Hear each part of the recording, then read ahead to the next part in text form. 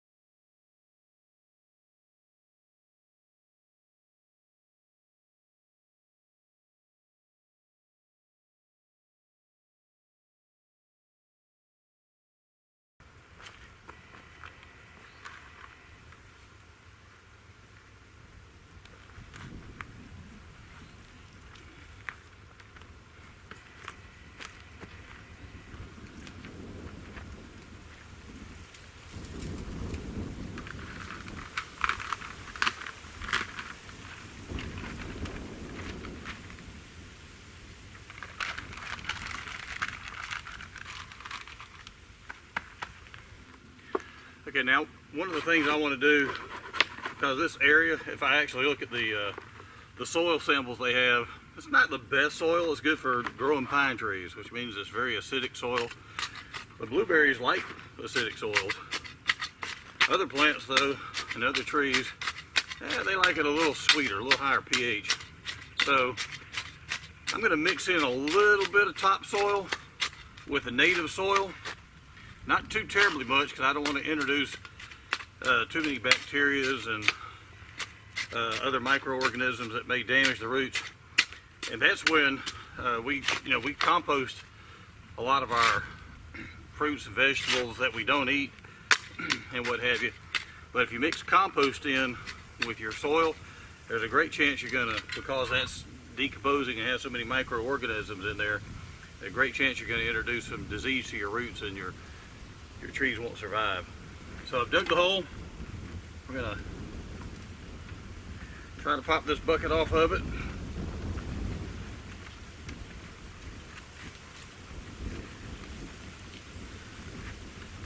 And one of the things I noticed when I did the pear tree, the tree was not very pot bound. Sometimes if the roots are coming way out here, you're going to want to rough this up a little bit so that the roots don't keep growing around in circles and just choke themselves off. You want them to start spreading out into the ground. It strengthens the tree, lets it get a better base under the soil. This one has a few more roots than that one did, so we're just going to kind of rough it up. We don't want to disturb the tree too much because it's a little bit of shock on it when you transplant it, but I think it's going to be just fine. So once I have that roughed up, I'm going to set it down here in the ground, and I want to set it in here so that the original container, it's going to have to go down a little deeper. I don't want to sink it in too far and get dirt up over the base of the tree here, and I don't want it sticking too far out of the ground so that all these roots die. If they touch the air, they don't grow good very well in air. If you look at all the trees in the forest, you don't see too many of them with roots sticking up in the air. So I'm going to dig this down just a little deeper, and then we'll set it over in the hole here in 1 second. Okay, now that I have my hole down to about the right depth, sometimes when they plant these trees into the pots, they may not come out of the pot real straight. So now's my chance to get this tree so it's going to grow up and straight, not put too much pressure and fall before it becomes a really good producer. Now I'm just going to take some of the native soil, mix that back in.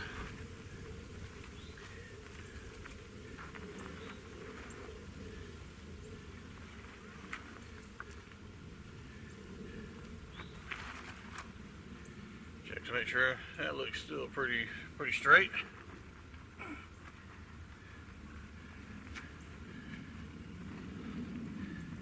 And some of that clay, I'm going to kind of throw that off to the side because it'll become like cement around the roots of the tree. So since this root ball is taking up the space of some of the native soil that I had, I'm going to try to put back the best soil that I've got, so I have the best apples possible.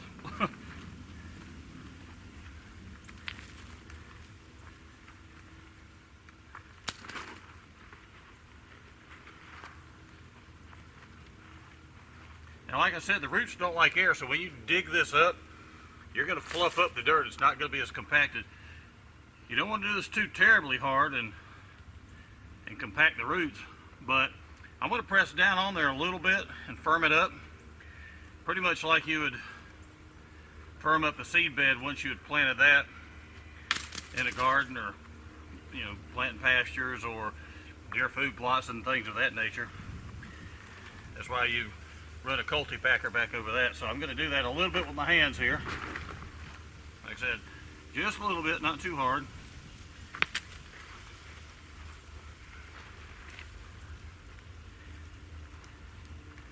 And then before I finish off the day, I'm going to come back in and I'm going to take about a gallon of water or so, and I'm going to pour that back around the roots to help that soil compact all the way around the root ball. Not going to do too much because we got some pretty good rain coming coming in tonight.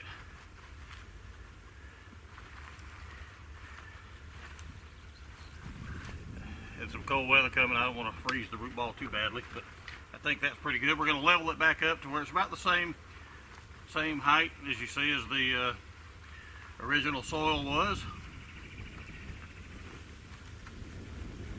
A little straw and stuff over that to kind of hold some of that moisture in and keep the dirt from eroding.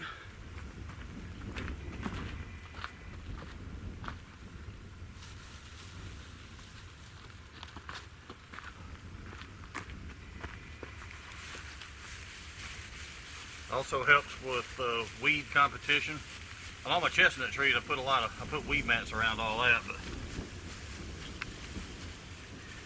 I'm putting these fences up around here with one side where I can get in and out of it pretty easily and keep the weed competition down.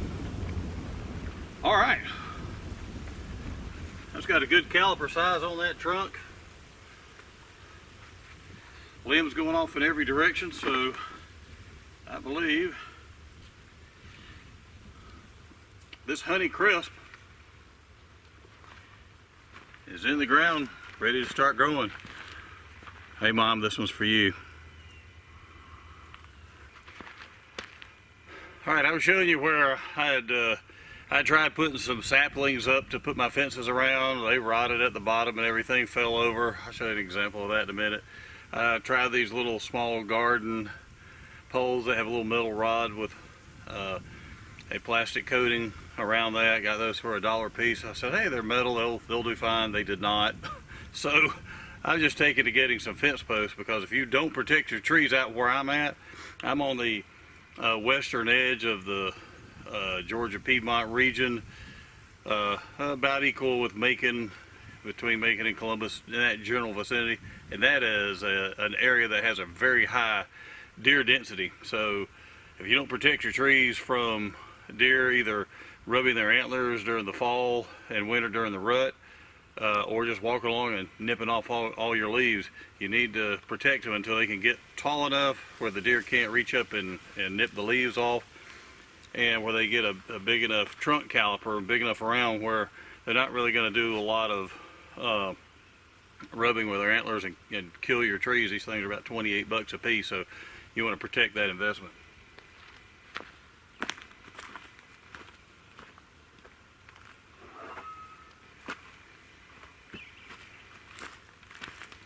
And this tool, if you've looked down through the fence aisle, you've probably seen these. Man, they're 29 bucks a piece. I don't want to spend 29 bucks on that. I'll just, take a mini sledgehammer or something to drive it in. But if you're going to be driving very many metal fence posts in, this is $29 well spent. Hey y'all, watch this.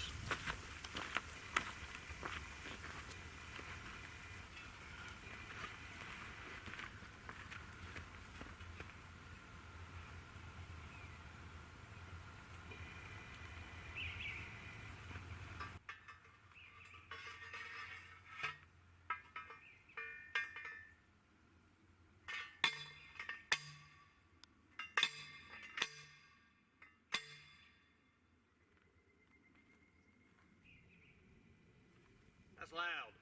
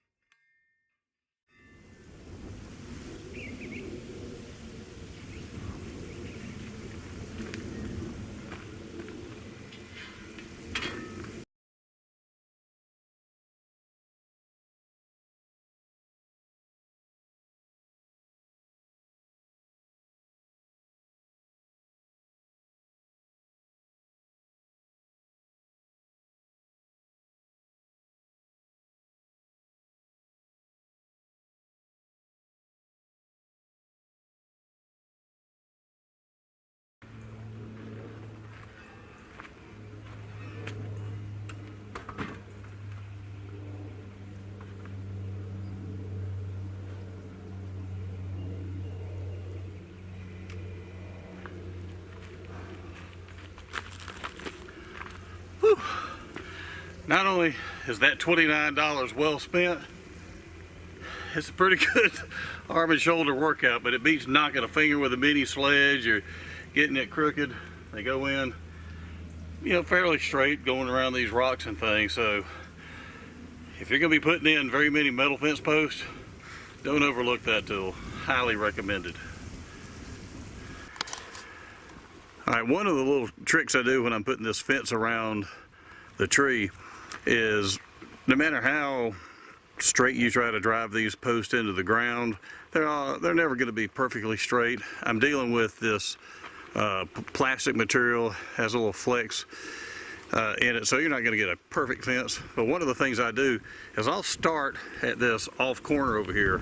That's my back corner, and then I'll work my way back around to my starting point, so that anything that is out of sorts on that works its way halfway around, and then I'm starting fairly straight again and working the other halfway around, and then I'll meet right here and tie it off with a little larger cord so I can get in and weed eat around the base of the tree and maintain that during the summer.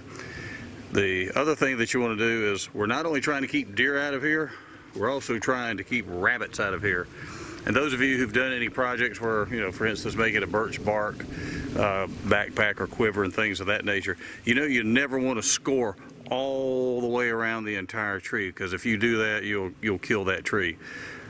Rabbits, even though they have wonderful eyesight from eating a lot of carrots, well, they don't read and watch very many YouTube videos, and so they'll come down here when food is scarce.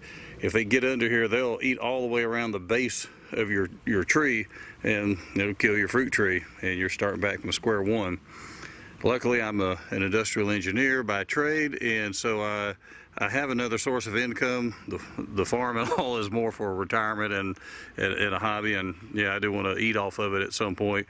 You know, if you are really homesteading and really off the grid, losing a fruit tree could really hurt you. So once you start putting this fencing around, make sure you not only go down to the ground, keep it far enough away where the deer can't reach over the top and you know, and nip off all the end growth on your tree, but not so wide that they can jump over it and get in there and eat your tree. So it's a man versus nature event.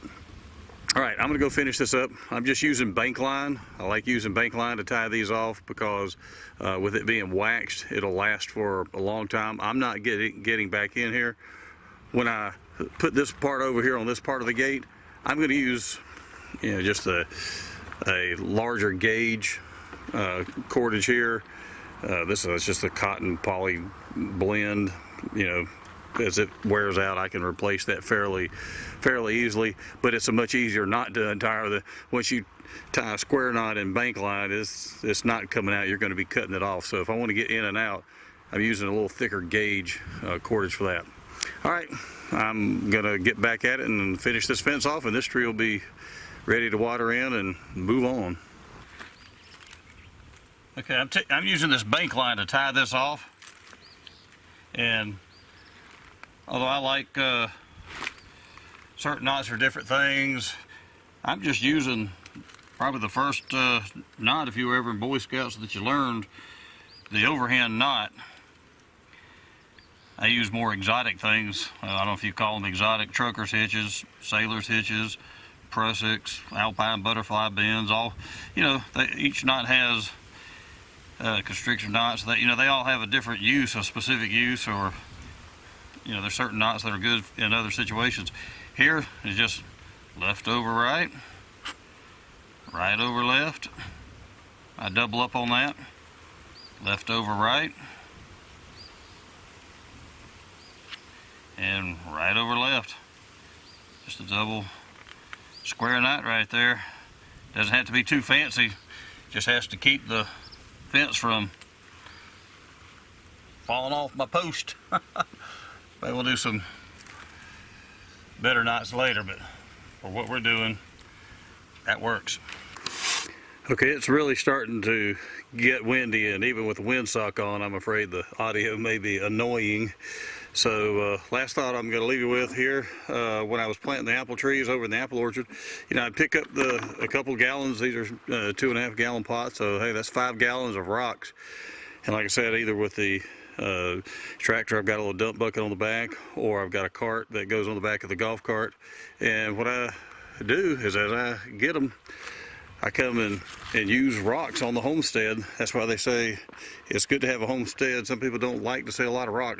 Well, you can use them for all kinds of things. For instance, I'm lining this ditch here trying to stop soil erosion, and so I'll bring the buckets of rocks over. As I do it, pour it in here, and then I'm gradually putting them together, and as they step down and soil gets washed into them, they solidify there. And this area that we call Berry Hill over here, I've got a lot of raspberries, blueberries, things of that nature plugged into here. This water was just washing down, and it would wash down through here in the creek. It would jam up the culverts and all that. So gradually I have planted some sod out here, and you can see a few logs I've just put across the 90-degree perpendicular to the flow of the water. Got little patches of grass planted out here. Took some scrap wood that the previous owner left, made little boxes, and doing everything I can to kind of stop this erosion. I'll come back in and weed eat a little bit once the berries get going good.